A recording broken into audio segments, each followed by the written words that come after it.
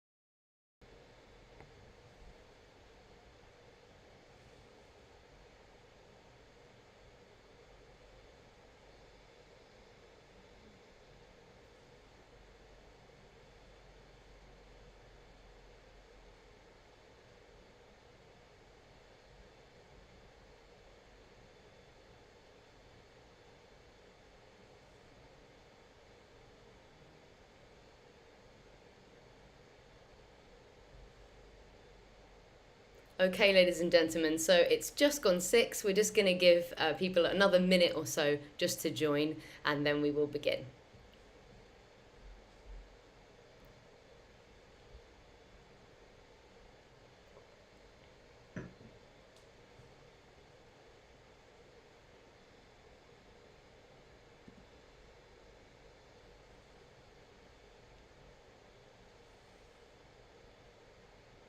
Okay, fantastic. So let's make a start. So good evening, ladies and gentlemen. My name is Molly. Thank you so much for joining me this evening for this Elevate Parents webinar focused on exam preparation. I know this is a very strange and difficult time at the moment, going back into a national lockdown. So I'd just like to take this moment to say I really hope you and your family are doing well and are keeping safe. And thank you so much for making this time in what I'm sure is a very busy evening for you all with dinner and homework and everything else that you've got going on to actually join me this evening for this webinar. Thank you very much. So if you joined our previous webinar last month, you would have seen me presenting about time management. Or if you missed that session, you may have attended another one of our webinars. Then you may have met my colleague, either Jack or Megan. So as I said before, my name is Molly. I'm a senior coach and a presenter with Elevate. And that means that my role involves meeting with families through Zoom to match them with an Elevate coach and determine exactly how we should tailor a coaching program to individual children, to your children, to make their lives easier in the classroom and to help them realize their true potential. That's what Elevate Coaching is. Then in the presenting side of it, that means that I actually go into schools and I deliver seminars all across the UK with both parents, teachers, and of course students as well. So tonight I'm going to be bringing that wealth of experience that I have in my many years with Elevate to discuss exam preparation. So after speaking with many parents and teachers, it's very clear that at the moment everybody is a little bit stressed and, you know, especially in regards to exams. Your child may have already sat some exams this year, or they may have some exams coming up in the next few weeks or months, or they may be having exams sort of early next year. Many parents that I have spoken to at the moment have said that actually they're finding that their children are more stressed than ever about exams, which is completely understandable with the experience from the summer, making a lot of students worry about whether their mocks will be, you know, ending up to determine their final grades. So what we're going to talk about, what tonight is all about really, is helping children prepare effectively for those exams, and also really crucially helping to minimize any stress that may arise in that process as well. So in terms of the structure for this evening, it will be similar to any other webinars if you've attended those. So I'll give you just a brief overview about Elevate, about where our research comes from and who we are, and then just to get everybody on the same page there. Then I'll hop into the content for this evening, and then we'll finish with a bit of a Q&A. So the whole event, the whole of this evening should run for about an hour, so we should be wrapping up about 7 p.m. So before we get started and dive into that content, there's 2 things that I would like to address. Firstly, I'd love if everybody could find the chat window. So if you're on our website at the moment watching this, then the chat bubble will just be in the bottom left-hand corner of your screen.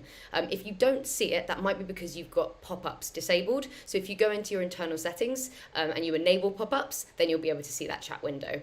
If you're watching us on YouTube, you won't have that chat window. So for the questionnaire section, if you could just write your answers down on a bit of paper, that would be fantastic. And if you do want to access the chat bubble, you can actually click to the link that will take you to our website, which is in the description underneath that YouTube video. And throughout the night, if you have any questions, as we always say, please pop them into that chat box, because Charlie, who is our head of coaching, will be monitoring that chat throughout the evening. She'll be taking all of your questions, she'll collate them, she'll pass them through to me, and then I'll get to answer some of them in the Q&A at the end. So any question you have, please just pop it into that chat box. Secondly, the second thing I want to address is that I'm sure many of you will already have had this thought. I am not a parent myself. I'm not here in any way to, give parenting advice. Far from it. Probably some of you are looking at me right now thinking, you look, a slightly older than my own child who's in year 12. I am aware I look a little bit young. I'm not a parent at all. What I am here to do is to just talk you through some practical strategies and tips that you can use with your own children, which are based on Elevate's research and this 19 years worth of experience that we have. So talking a little bit about Elevate there, let's go into a little bit more detail. Apologies if you have seen this before and you've joined us before for a webinar, but I just want to make sure that we're all sort of starting on the same point. So I'll just give you a brief overview about Elevate and about what we do. So Elevate started as a research company. We started 19 years ago in 2001. And we started with one core premise, which was to find out how top performing students get those top marks. I'm sure that you can appreciate that a lot of students tend to have a bias towards thinking that the students who do best, who get those top marks, are just naturally smarter than the rest. So following that sort of line of thinking of students with higher IQs get better marks. However, what our research revealed to us is that although IQ obviously is a variable that is correlated with academic success, it is far from being the whole picture.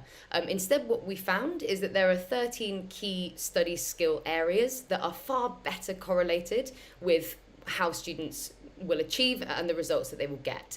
And what I mean by that, these 13 key study areas, is how they study. What do they do when they're at their desk? How do they organize their time? How do they move through that process of revision?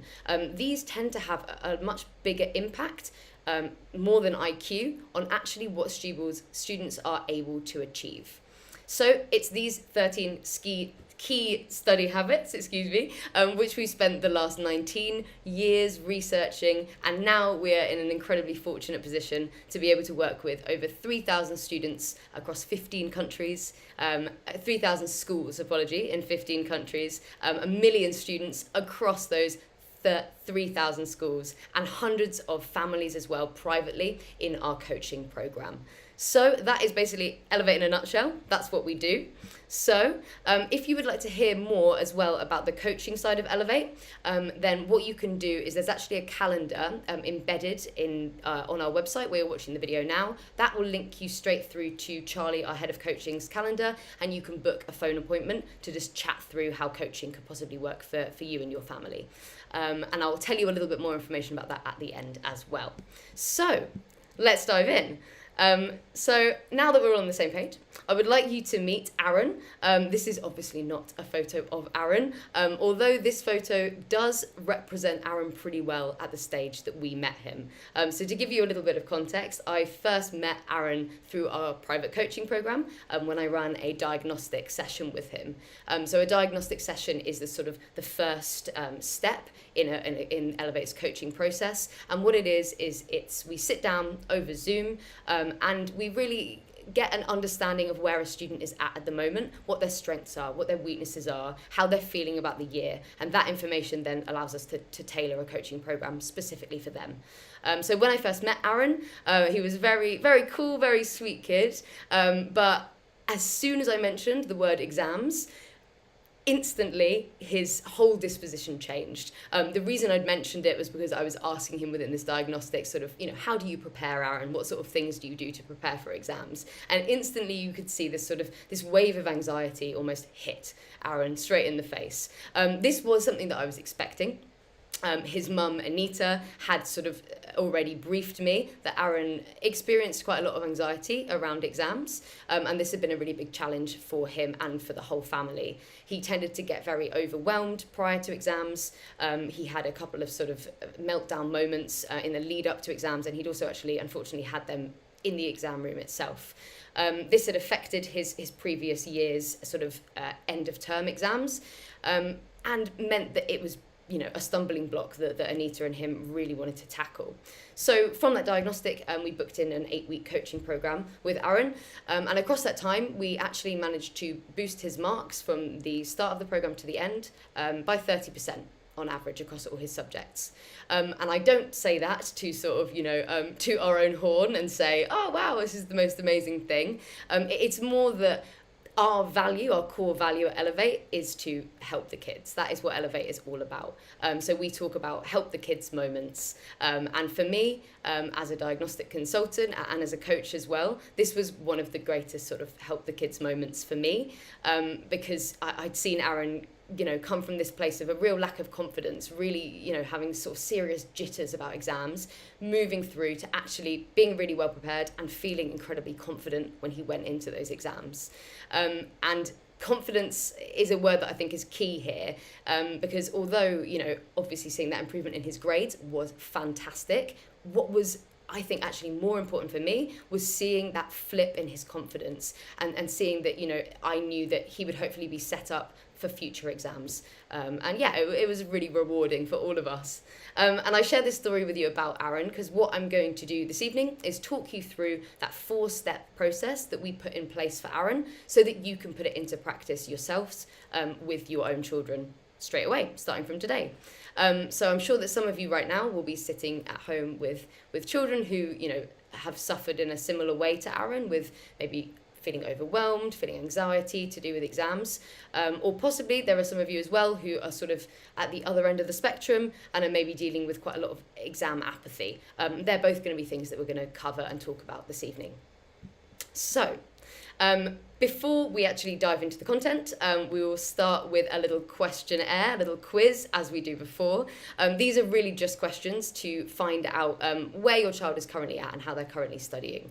The reason being, obviously, is before we can solve these specific problems, we need to understand actually what's the root causes of them. So please feel free to use the chat box to actually pop your answers in there.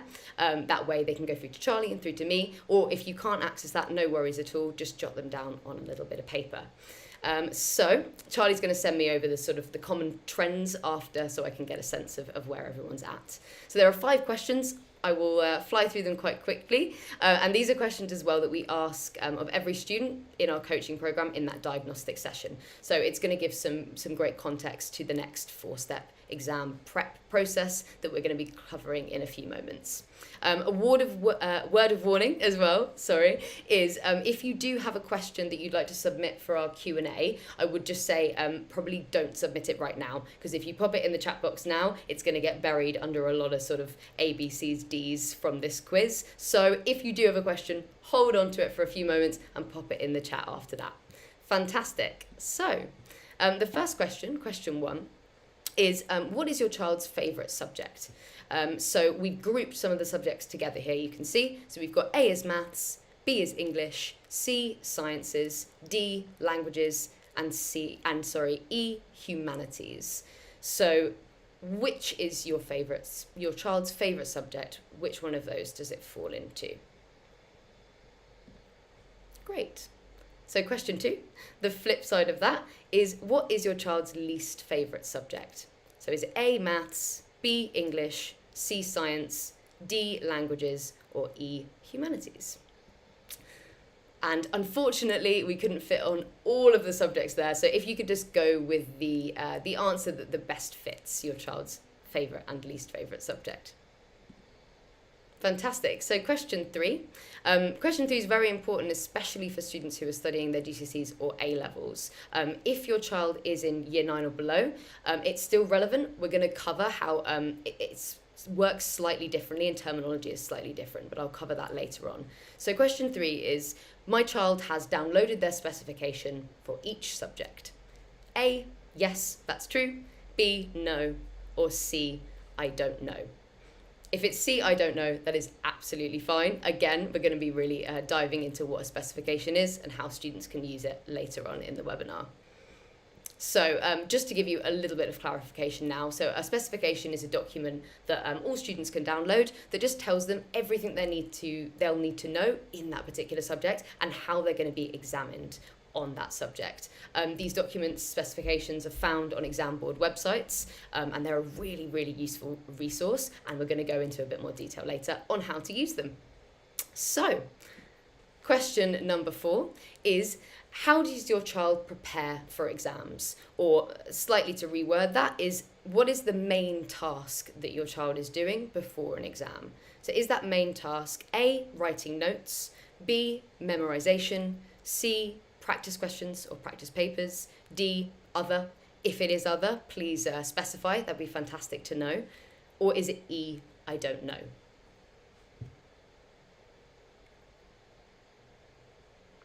So, just while those answers are coming in, I can see them flooding in here.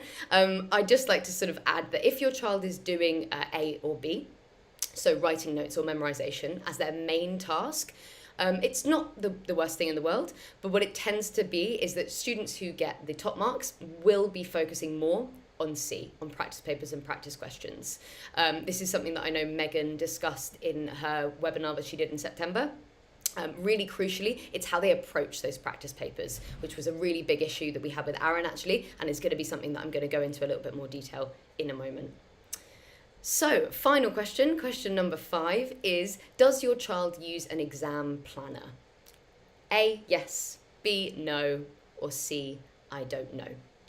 Of course, an exam planner can take many different forms, but really here I'm just asking, do you or do they sit down with you or with a friend, and do they make a plan prior to exams, is really what I'm asking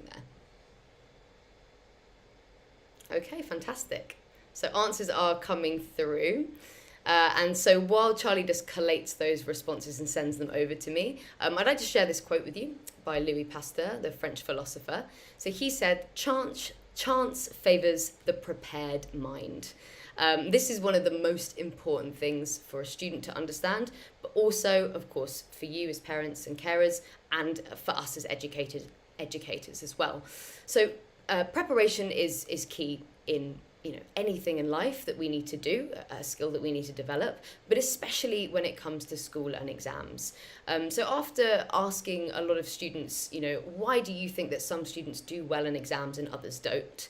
Many students, I've genuinely heard this response many times, is that they feel that some students just have this sort of random exam gene, which means that they're just amazing at exams, amazing at nailing every single question. As I'm sure you can appreciate, that is obviously not the case. That doesn't exist, that is false. Yet there is a reason that some students are good in the exam room, but that is almost always due to preparation. They've prepared for it more effectively than anyone else. And this, again, was one of the commonalities that we found in our research for what top performing students do. They had a very clear framework of how they prepared, and it was 4 steps that they would always use before every single major examination across all subjects.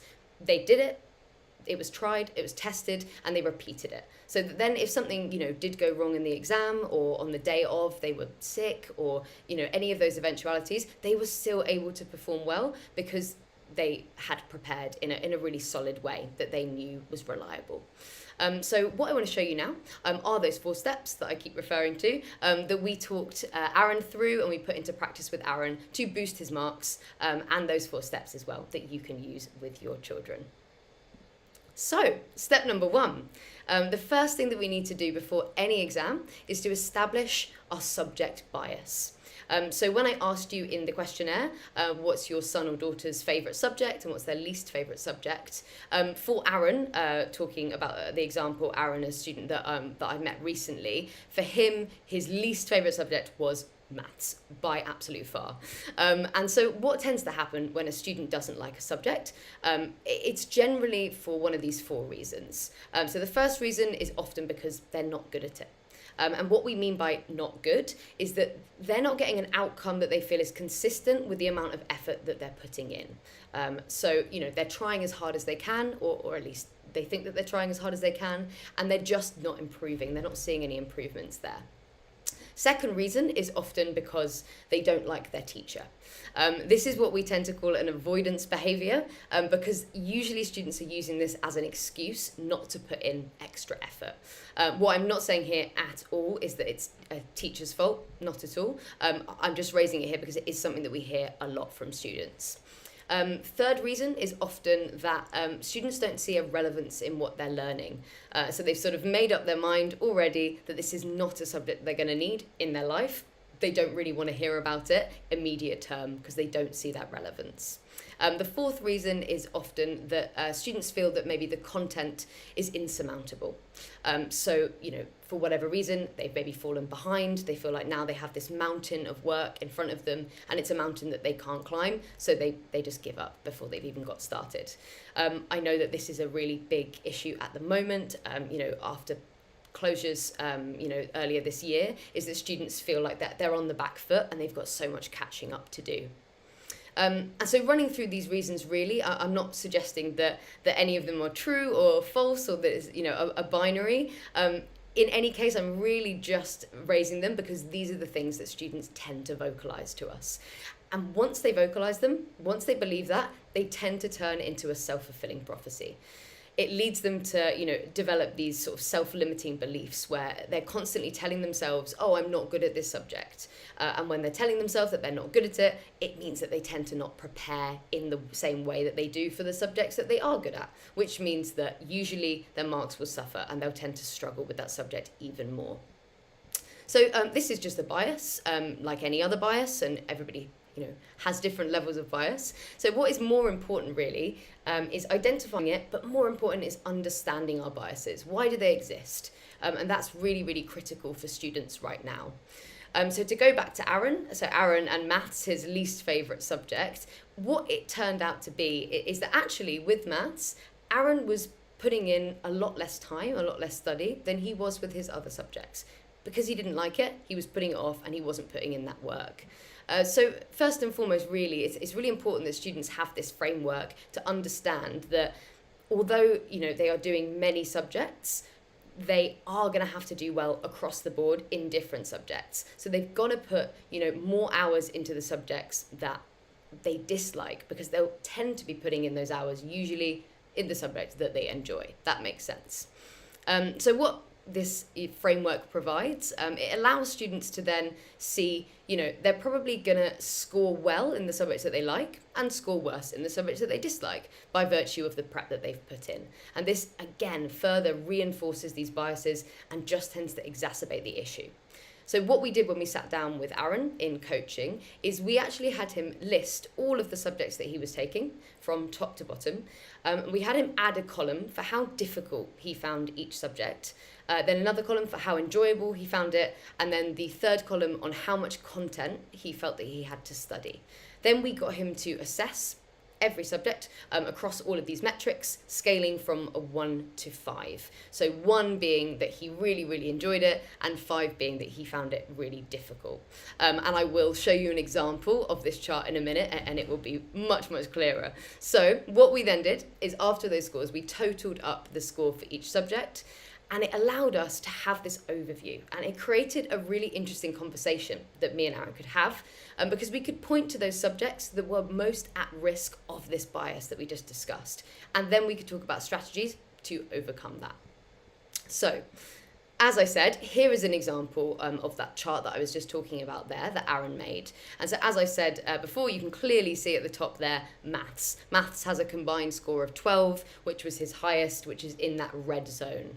And what was really interesting actually here is that Aaron didn't find maths that difficult. You can see there in the difficulty column, he rated it a 2. So he didn't find it that difficult, but it was more the disliking and the feeling that there was so much content. And that's what actually came together to make it his most at-risk subject. And so the beauty of making this with Aaron was that afterwards, it enabled us to dig a little bit deeper into why did maths score a 5 in terms of content value. Because normally what we find is that there's actually quite a difference with students in what they feel is true and what is actually true. And this was a classic case of that, because actually for Aaron, that there was a lot less content in maths than he had thought. There was actually a lot less than some of the other subjects that had scored, lower than what he rated for maths. So because he disliked it, it tended to mean that when Aaron was working on maths, the time dragged and it felt like he had more to do than he actually did. Then he would start to dislike it, start to resent it, and that spiral would continue. Another really big breakthrough that we got from making this was when Anita, Aaron's mum, and Aaron had a conversation, because then it allowed Anita to sort of talk about her own experiences at school. And she was able to say, oh, this is a subject that I didn't really like, but this is how I overcame it. And it also became okay for Aaron to admit, I just don't really like maths. Because there is a lot of pressure on students to say, oh, I love all of my subjects equally. And that just can't be true. We know that. So what this broad frame approach is really helpful for, especially at this time of year, is to allow students to see what they need to course correct for the rest of the year. They've got time to make these changes. And we always just say that it is absolutely fine to feel differently about different subjects, but it's critical that you recognise that you feel a certain way about them, so that you can troubleshoot those possible negative consequences and avoid going down that pathway to just giving up on a subject entirely. So I hope that all makes sense.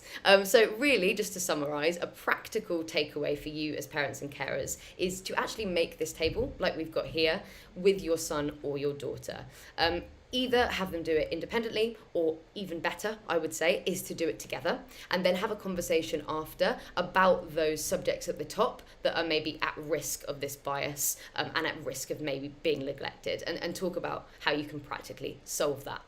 So, as well, another benefit from that is that the self-awareness that will follow with a student making something like this and being able to understand why they don't like a subject, they can trace that back, and usually they will find that it's linked to either a lack of activity on their part, or maybe some false information that they've told themselves to sort of protect themselves.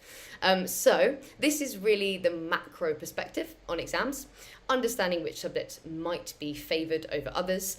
So now we want to zone in and we want to look at the micro perspective. So what is actually happening within individual subjects? And again, to use Aaron as an example, we made a document together that helped him understand the volume of content and the difficulty for each subject. And that's what we're going to look at now in step 2.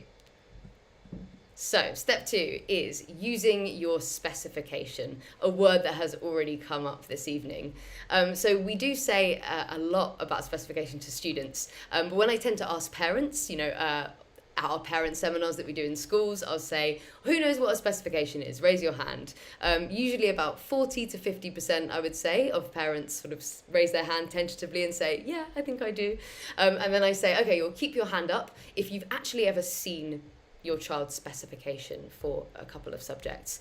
Usually hands drop, and we're usually only left with maybe about 10 to 20% of parents who say that they have actually seen them. So obviously there is a big difference between knowing what something is and actually using it. So for you as parents and carers, I want to answer two really core questions. So the first being, how should your child use their specifications? And secondly, how should you as parents and carers use their specifications? So these are obviously very important questions to answer, because if you've never seen one of these documents before, you're going in dark, you don't really know what it is. Also, what that tends to mean is that you might not know what your child needs to revise, which might lead to those frustrating conversations, which I'm sure many of you have had, when you're sort of saying to your child, oh, okay, so, what do you need to revise? Where are you at with your revision or with your study? Sometimes students may get a little defensive about that, and it can become a bit of a point of tension. So before I dive into that, some of you right now may be saying, Molly, what is a specification? Please define it for me. So as I said sort of briefly earlier, a specification is a document that contains absolutely everything that a student needs to learn in that course, how they're going to be examined, and the skills that they need to demonstrate. So it lists everything that a student will be assessed on, breaking it down unit by unit. So again, if we use this document, if we use this specification as a sort of a central point of truth, you remove that ambiguity from these potential arguments. You're no longer speaking with your child at cross purposes and sort of arguing over what does or doesn't need to happen. Instead, you can actually both speak through this specification and point objectively to what needs to be revised and what has already been revised. So the next question to answer really is, what does a specification look like? And, where do you get it from? Where do you download it? And how do you use it as well, crucially, alongside that chart that we've just made? So let me dive into that. So as I said before, specifications can be found for every subject on the exam board website for that GCSE or A-level. So if your child is not yet on a GCSE course, if they're year 9 or below, you can find the Key Stage 3 National Curriculum, which is found on the government website. It is slightly different. It doesn't go into as much detail, but it's still really, really useful resource.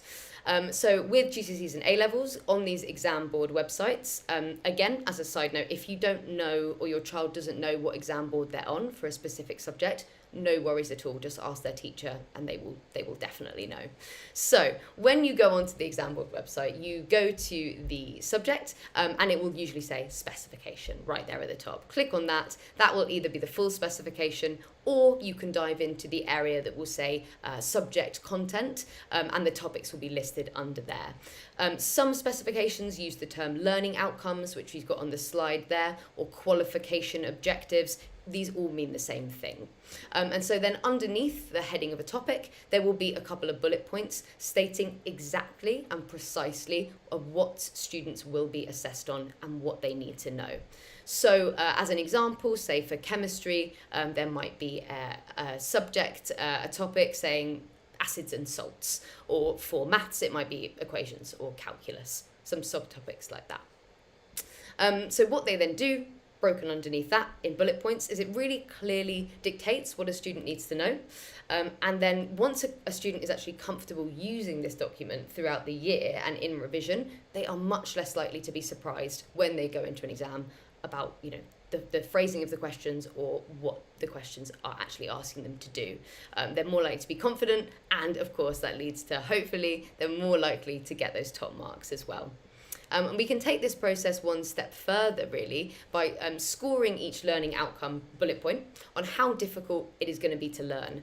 And this is what Aaron actually did. This is what we did in coaching with Aaron. We went through every single subtopic and then every single bullet point below that. And we used a traffic light system similar to the one that Megan would have spoken about in September in her webinar.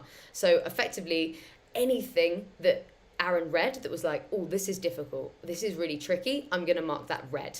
Anything that he was on his way to understanding or, a sort of work in progress, that is orange. And then anything that he's like, yep, confident on this, I could answer a question on this right now, that goes in green. And then, of course, this can then inform how Aaron actually revised and how your children can revise as well. Because instead of going over absolutely everything that he had learnt that year before his exams, he could just go to his specification and he could just turn those reds into orange and those orange into green. So it definitely saved him time and eliminates stress as well. So if your child wants to boost their marks and also save a bit of time, don't we all? This is really the key, using their specification. Because as we said before, really, students tend to study what they like and neglect what they don't like, that bias coming into play again. And in almost all cases, the information that they will highlight in green or tick in green is that information or those topics that they enjoy. It's human nature. We like the stuff that, makes sense to us and that we're good at as well. But when it comes to exam prep, what we don't want to be doing is wasting a lot of time on that green information and just treading over stuff that we already know. Instead, we want to eliminate all of our blind spots, and we want to zone in on that red information, because that is the areas that we have room for improvement and room to gain more marks as well. The other benefit of this process is that it's really motivating for students, because what I always say is, when you've highlighted something green, keep it there. If you're doing it digitally, don't delete it, keep it so that you can see all of that green and you can see your progression as you're moving those reds to orange and orange to greens. And actually what tends to happen is when a student goes through the specification for the first time, there's a lot more green information than they thought that there would actually be. They'll know a lot more than they thought that they did. So the sort of end outcome of this task, and what all students should be striving for, is to have a set of notes on every single bullet point in the specification, ideally also highlighted or ticked in green, because then that they know that they have notes, they understand that information, and they can effectively walk into any exam with 100% certainty that they have all of the knowledge that they need to answer the questions. They may not necessarily know how to apply that information. We're going to get into that in a moment. But what they do have, if they've done this cross-check between their specification and their notes, is they know that they have all the information that they need. Fantastic. So this is just an example from a chemistry specification to show you what one would look like. So what you can see here on the slide, what you would want to do is go through those A, B, C, D, E, F, G. These are the learning outcomes, and then we want to tick them either red, orange, or green for the level of difficulty or how well we feel that we know them. So again, like I said before, really revision just becomes a case of eliminating those blind spots, and it becomes so much easier to then prepare a robust study plan when we've already done this groundwork with the specification. Fantastic. So that is step 2. Taken care of. So now, we've taken that macro view of your child's subjects. We've understood their attitudes to each subject. We've gone into them a little bit deeper to understand what they need to learn and what topic areas they're strong on, what topic areas they're a bit weaker on. So now we want to pull all of that information together and prepare a structured plan. And this was the number one variable that we found in our 19 years of research across with millions and millions of students.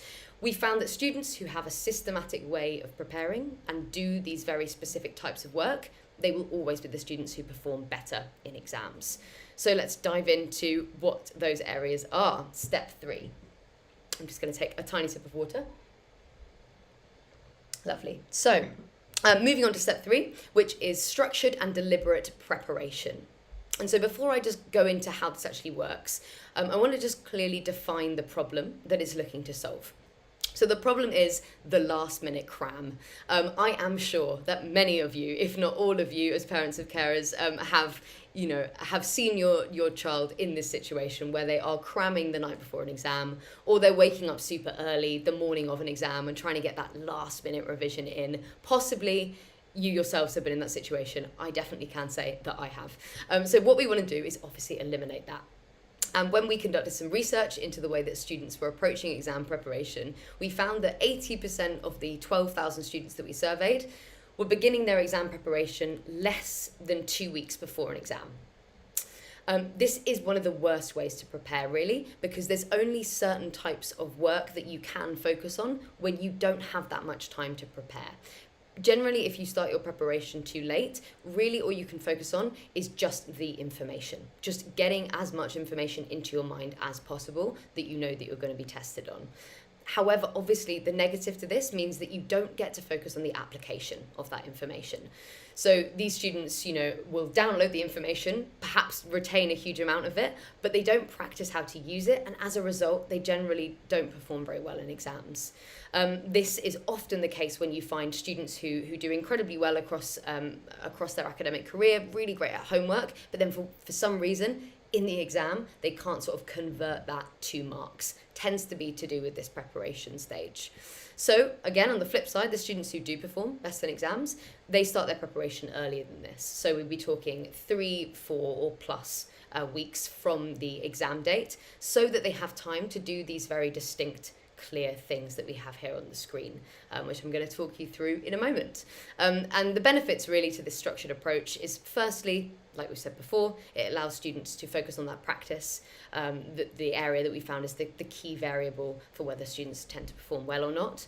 And secondly, another sort of huge benefit to this is that it will tend to decrease overwhelm and anxiety. So again, something that we really found with Aaron, he experienced that anxiety before with his exams. We were really trying to target that, and this allowed him to target it. What he tended to find is that he had a way of preparing, but he didn't know how to scale that up from sort of doing one unit test or one end of term test to scaling it up for GCSEs when you've got 7 or more subjects all running concurrently. And I'm sure that many of you who have children on GCSE or A-level courses can relate to this as well. So what we want to bring it back to really is creating this centralized framework that can just, get him out of that frame of mind of being overwhelmed and just focus in on one task at a time. So essentially, really, the key thing that we're trying to solve here is a student's lack of focus. So how do we help them prioritize what is the most important at this really critical time pre-exam? So the framework looks like this. It is a framework that you can use across every single subject. And at minimum, we would say this framework here that you have on your screen, it should take place minimum across 3 weeks. So 1 week on each stage. But of course, if your child can extend that, or if we're talking about, higher up their academic ladder, we could expand that to say 2 weeks for each stage. So 2 weeks for notes, 2 weeks for memory, 2 weeks for practice papers, or even more than that. So the first step we want to be doing at least 3 weeks before the exam, and that first step there you can see is finishing our notes. The optimum word there is finishing. We don't want to be making new notes from scratch.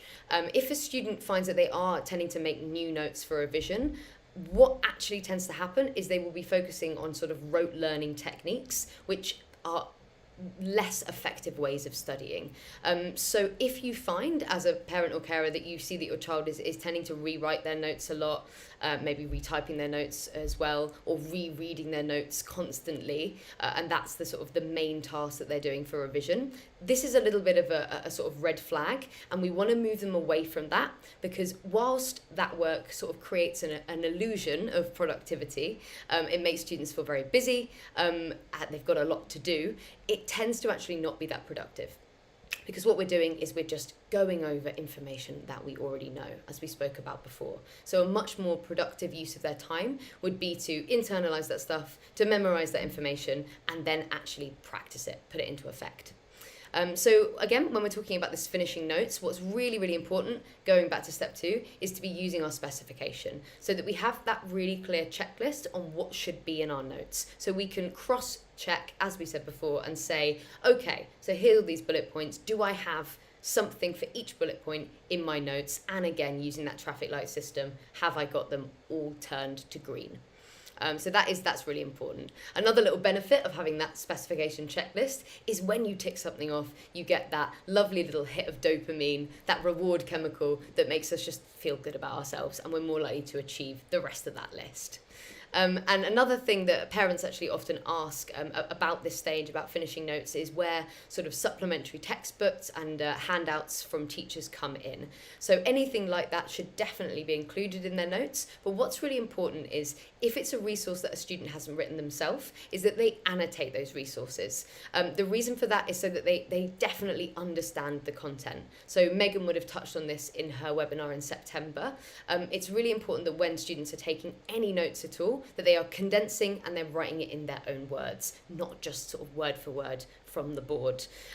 Again, it's just simply so that they are engaging with it, they're more likely to understand it, and then they're more likely to memorize it. So this is less important really for those green ticks or that green information, because they already get that, but very, very important for those red ticks and those orange ticks as well, for the stuff that they're struggling to grasp. So moving on to the second step, after they've finished their notes, the next thing that they should be doing is memorizing those notes. I'm not going to go into a lot of depth here, just because I have about 2 hours worth of sort of memory content that I could dive into, and I completely understand you guys want to get away just after 7. Also, we are actually developing a webinar specifically about memorization, which is going to be available early next year, next term. So I'm not going to go into too much detail here. All I will say is that generally with memorization, what we want to be doing is making it active rather than passive whenever students are memorizing notes from any subject. So an example of that may be saying their notes aloud. It may be teaching their notes to you or to a sibling or to a peer or a friend or even a pet. They don't have to talk back. It's just that process that we're making active. Another way is students could listen to recordings of themselves reading their notes. Then they could make additional notes while they're listening to it. They could create mind maps, put them up around the house so they're engaging with it regularly. However they want to do it, as long as it is active, that is the most key thing. They're more likely to retain that information if they do it in that way. It's really just like a sort of a classic example of cognitive memory theory, which essentially means if you use it, then you're fine. If you don't, you're going to lose it. So use it or lose it. The brain is an amazing thing, and it's amazingly efficient. So that information that we're storing that we're not using, it assumes that it is just not important, disregards it, and it will, put in other information that we're using more regularly. So that's the sort of most important thing for memory, is active rather than passive. So moving on then to the final stage of this 3-step exam preparation process, it's practice papers, which I know is a term that's come up a few times this evening and definitely more than a few times in our other webinars. So this stage really here with practice papers, it's not about sort of saying your son or daughter has to be chained to a desk and doing, practice paper after practice paper constantly. Obviously, quantity is important when it comes to practice, but more so is quality. So what they should be doing with practice papers is practicing often, but more importantly, practicing deliberately, intentionally, and perfectly. So one component of practicing perfectly is using that process that Megan spoke about in September, when she was talking about moving from doing practice papers open book, open time, then moving to closed book, open time, and then finally moving to exam conditions. So that's an example of a really, really perfect way to practice. Another example, another component of perfectly practicing is learning from the mistakes that we've already made.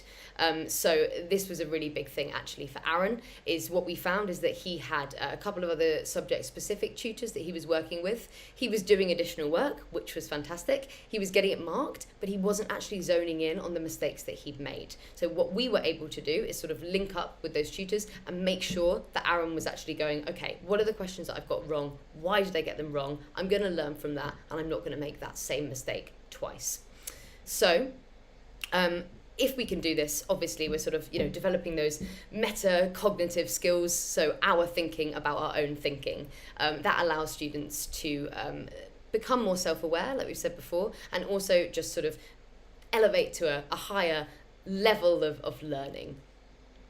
So as a parent, your practical takeaway really from this step is that if your child is 1 week out from their exam, from the start date of their exam, and they're still making notes or they're still rereading their textbooks, they're probably not going to do so well. So what we want to be doing is in that final week before the exam, we want to just be focusing on practice. So at this late stage, they really just want to be applying their knowledge, applying their skills, and that's going to really help them in their preparation. A common pushback that we do get on this model that I've just outlined there is that students often say to us, they don't get notified of their assessments or their tests with more than 2 weeks' notice. My advice to those students always is, if you can keep your notes as up to date as possible, if you are using that specification throughout the year to make your notes, you know, as soon as you have an area that you've missed or you find difficult, you zone in and you actually correct that, then what we've got is we're starting from a really, really strong position. Finishing off those notes should barely take any time at all. Then we're going to have that time to memorize and to do those practice papers as well. Again, if you find for whatever reason that you don't have 2 weeks to prepare, you've got less than that, what we tend to say to students is finish the notes quickly and efficiently, and then skip that middle phase of memorization and go straight to practice papers.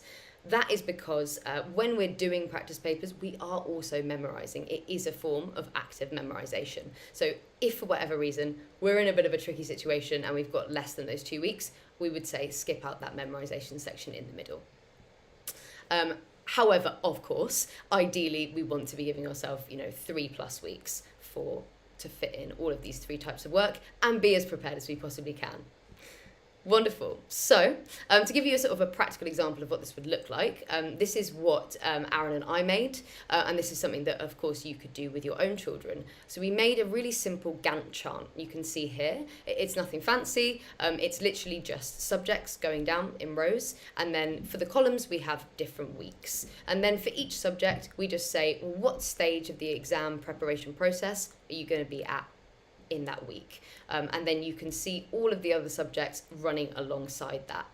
This then gives students a really clear idea of how they're going to work through their revision for each subject simultaneously, because that can be really hard.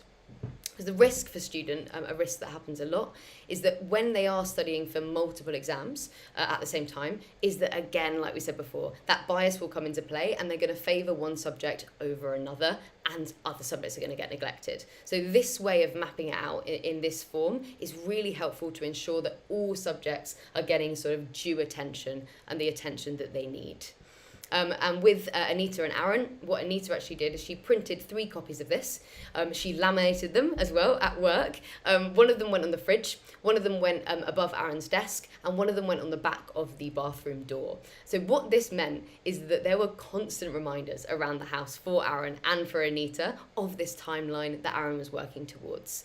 And again, I will say this timeline, it does not need to be stuck to 100% of the time.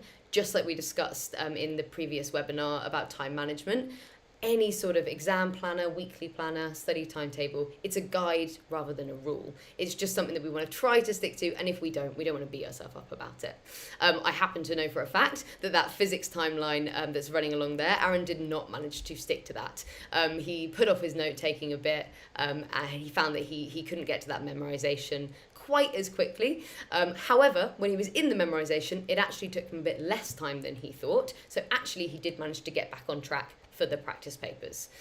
So again, like I said, it's a guide, not a rule. It's there to help your children. And my recommendation as well for all of you is when you find yourself about 6 weeks out from your child's exam block, walk through this process with them. That's the best time to be making this. Print a number of copies, like we said, put it everywhere. The reason for that is, I'm sure you'll have all heard of the phrase, out of sight, out of mind. This is sort of the reverse of that. So we're saying, put it constantly in their line of sight so it will be at the front of their mind. Not quite as catchy, but it really is really important here. And so I'm sure that a lot of you who joined our previous webinar about time management as well are sort of thinking, okay, well, how does this fit in with that weekly planner that we were talking about before? So my advice really would be to map out this whole revision period like this, on a Gantt chart like this, but then still sit down every week and do that weekly planner to identify what tasks exactly need to be done and map those out. So to break down that finishing notes, that memorization, that practice papers into individual tasks that can then be ticked off. The reason for that is, of course, 1, less overwhelming, and 2, if we have a precise list of specific tasks we need to get done, it's going to be easier. So, an example of that, I could give you an example now. So if it was biology, it might be, rather than just memorize notes, it would be memorize notes on cell structures, something like that. Great. So we will jump into the final step 4, before we move on to that Q&A at the end of the session. I will just say, usually, when I walk families through this process that we're looking at now, they tend to get to this stage and their next question is usually, okay, well, there is a lot here, there's a lot to do. How are we going to bring all of this together? And that's what we're going to go through now in this final stage. We're going to be discussing how to actually make that exam planner, breaking down that work, as I said before. And I am well aware that a lot of students, the idea of making an exam planner is not something that they maybe want to do. That tends to be because seeing everything laid out in front of us, it can look really hard. It can look a little bit boring. It can look little bit overwhelming. So we need to be quite mindful about how we frame this use of exam planners and how we put them together. And that's what I'm going to run through now. So you can see here, for step 4, using an exam planner, this is an example of a plan that Aaron created. So what we're trying to do here is we're bringing together those 3 steps that we talked about before, 1, 2, and 3, all together into one place. So it might feel like a bit of work, but actually making this, Aaron's coach took him through this process, everything that we've spoken about this evening, in just 2 sessions. So that's 2 hours in total. So 2 hours to do everything that we've discussed tonight, and then to start executing these tasks confidently and effectively, and definitely more efficiently than he would have otherwise. So the example that you can see in front of you here of Aaron's planner, you can see that chemistry is the subject that we've gone for. And what we've made here is we've got column A, obviously being subject. Column B is the type of action. So those actions directly come from that previous step we talked about. So either finishing notes, memorization, or practice papers. Then column C is the action taken, so the specific task. And again, the more specific a student can be, the better, because it's the more likely that they'll actually get it done. And this is actually a really important point, just to expand a little bit here, because I'm sure many of you have had this situation either in the work environment or maybe when you were at school as well. Is think about times, let's say at work, in a board meeting, you're putting together, what you want to achieve this week. It's Monday morning. How often is it that you sort of make a list of the actions that you want to get done, and none of them are completed, or some of them aren't completed because they just lack specificity? When we have a lack of specificity with our tasks, we're more likely to procrastinate, because we're more likely to spend a lot of time thinking about how we're going to get that done, or what it actually is that we need to do, as opposed to just getting our head down and actually getting on with that task. So specificity is so key here. Actually, when Aaron's coach gave him some feedback on this exam planner that we've got here, we said, let's make it a bit more specific. So where you can see in cell C2, where it says bonding and structure, we actually said, okay, instead of saying that, let's say bonding and structure on page 6 of your textbook.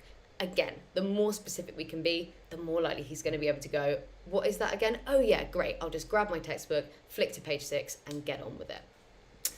Column D, then moving on past that, that's how long it would take to do that task. So giving it a sort of an estimated time is really, really useful. Especially because usually students are revising alongside doing homework, so we need to know how much time they're going to spend. Column E is then the deadline, and crucially, this should be the deadline for each individual task, not just the actual exam date for that subject. The reason for this is that it's human nature, we all do it. If we're given a certain amount of time to do a task, we will expand that task to fit that time. We will always just, make a task fit however long we have to do it. So if we put just the deadline of Aaron's chemistry when his actual exam was going to be, I promise you, he would definitely not have got all of this done. So instead, what we need to do is give each action, each task, a mini deadline to go alongside it. Then the final column there, column F, that's really important just as a motivator. So it's the status column, and a status should either be not started, work in progress, or WIP, as you can see there, or done. And I think I mentioned this before, but I always say to my students as well, when you complete one of these tasks or complete an action, don't delete it. Mark it as done, mark it as green, and leave it there, because it's such a motivating thing to come back to this and see all of those things that are in green that you've already done, and the work that you've already achieved. The other thing that actually isn't in this example, but would be a really useful thing to add in, is to add a little notes section next to each action on just whether in the specification it was something that was a red tick, an orange tick, or a green tick. That will obviously then allow your children as well to know, that's an area that I'm struggling on, so that might take a little bit more time. So yeah, it's a really, really useful thing to add if you can. The final thing as well, before I move on to the Q&A, is I just want to talk really briefly about how you would implement this process yourself. So you could obviously do it on paper. The benefits to that is that it can be a nice process. If your child is creative, they'll really enjoy that. And also you have the satisfaction of, crossing off those things as you do them. Or alternatively, you could make it digitally, as Aaron did here, on a Google spreadsheet or whatever other software that you use. The benefit to that is that you can then both have access to it. So as a parent and child, you can both have access to this one document, which is really useful. Then you can print it off as well and have as many copies as you like. And really, whichever route you take, of paper or digital, the main thing is that you have a high degree of accountability. So as long as both people, parents and student, have got eyes on this document, that is the real key here. And one thing as well you might want to consider is possibly your child doing this process, making this exam planner with a friend, someone in their class, or maybe a sibling. That can add in that extra little bit of gamification, which is fun, a little bit of a competitive element. So let me just move on. I'm going to wrap up now with our 3 key takeaways for you. So just summarizing everything. So takeaway number 1 is to consider all subjects using this framework for difficulty, likability, and volume of content. The reason we use that framework is to ensure that we're not prioritizing one subject over another purely because we like one and we dislike another. So that's that macro view. So tip number 2, takeaway number 2, is using your specification as a checklist. So if you haven't downloaded these yet, I highly recommend you do so. You won't need the whole document, but as we said before, zoning in on those learning outcomes, that core content that your child is going to know in every single subject. And again, if you are confused at all about exam boards or which exam board your your child is with, go to your teacher and they will absolutely know that. So, final thing to add here as well, really, really clear for GCSEs and A-levels. If your child is in year 9 or below, then just go to the government website and you can look at the Key Stage 3 revision guides and course outlines there. Great. And our final takeaway is that 3-step process that we just talked about. So whenever readying ourselves for an exam, we want to be finishing our notes, we want to be memorizing them, and then we want to be putting it into practice. So now, that is everything from me, ladies and gentlemen. Thank you so much for attending this webinar on exam preparation. I really hope that you've got some great tips there to implement with your own children. What we're going to be doing next month is we're going to be doing a session on stress and well-being, a topic that I know is a big concern for many of you. That's going to be on the 1st of December, and that's going to be the final webinar for this term. So if you have registered for that, fantastic. If you haven't, then just make sure you do so by clicking on the registration box below, if you're on our website, or if you're on YouTube, just clicking on that link, hopping to our website and registering there. And the final thing, again, if you're interested in coaching or how Elevate could work privately with you as a family and with your children, then just book in a phone appointment with Charlie or one of the senior coaching team. And you do that by going to the embedded calendar that's below, and you can just pick a time slot. I will say that time slots go very, very quickly. So if you are interested in talking to us a little bit more about coaching and implementing some of these tips, I would say book now to avoid disappointment. And then we'll give you a ring and we can set up diagnostics from there. Fantastic. So we're going to do a brief Q&A. Apologies that we are bang on 7 now. If you do need to go for whatever reason, Charlie, the head of coaching, will be sending round an FAQ list from this evening's questions that are sent in, and you'll get that in a couple of days via email. Wonderful. Great. So,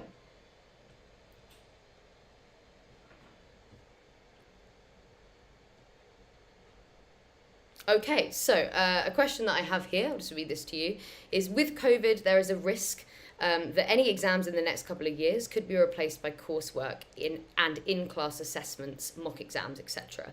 How do you maintain focus throughout the whole course of the year for that eventuality? So, yeah. That is a really, really important question, and it's a question that we've been getting a lot recently, actually, with obviously, some uncertainties around exams. And the importance really should be is that we still want to be applying that process for a piece of coursework or for anything that we need to be handing in. So we still want to be talking about finishing notes, about having some notes on it, having some research, memorizing, and then actually putting it into practice as well. So we want to be, treating any piece of coursework or any mock test, any test at all, just as we would with a real exam. The focus, really, in that question there, how can we maintain focus? That really ties into goal setting.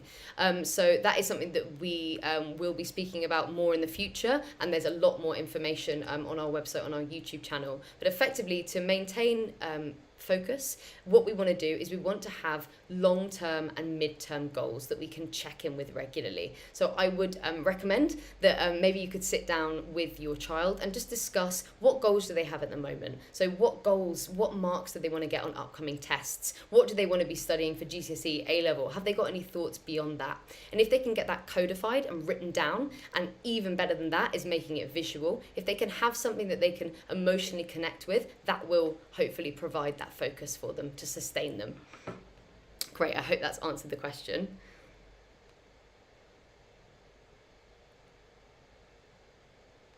Lovely. Okay, I'm just getting a note from Charlie that actually we do need to wrap up. I don't want to keep you guys any longer than 7. So what Charlie's going to do is create that FAQ document for you, which will have questions from you guys and answers from us at Elevate, and she'll send that via email. And finally, I just want to add that we will definitely be doing a webinar on goal setting and on motivation later in the year, so keep your eyes peeled for that. Fantastic. My final thing is just to say, again, thank you so much, ladies and gentlemen, for attending this webinar this evening. I really hope it's been useful for you. And if you'd like to know anything more about Elevate or about coaching, please just get in contact with us, with Charlie, who's the head of coaching, and we'll give you a call back. Thank you so much and have a lovely rest of your evening.